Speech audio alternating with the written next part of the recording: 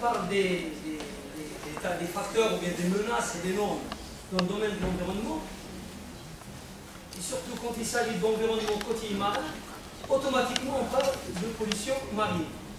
Et je dirais que dans un domaine aussi complexe comme le domaine côtier marin, il y a toujours le premier problème qui se pose, c'est le problème des notions.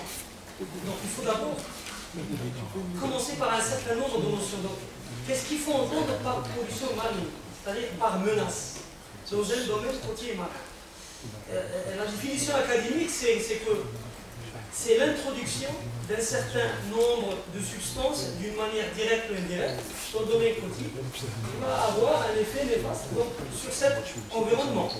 Et par conséquent, elle va lui donner une autre image, c'est-à-dire elle va lui reconfigurer.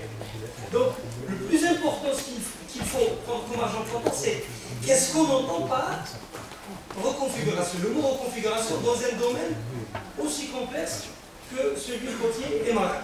Donc, le mot reconfiguration dans ce domaine, c'est d'abord l'évolution du trait de côte. C'est-à-dire, est-ce qu'il avance, est-ce qu'il recule?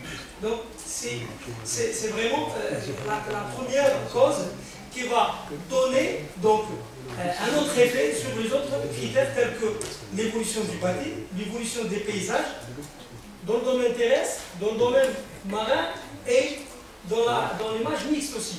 Donc il y a aussi l'évolution par conséquent de la biodiversité et l'évolution des activités anthropiques qui se matérialisent généralement par les activités socio-économiques. Alors, là d'abord, c'est une présentation schématique du domaine côtier marin non configuré, donc c'est l'image initiale. Donc un domaine littoral qui commence à partir de la limite du plateau continental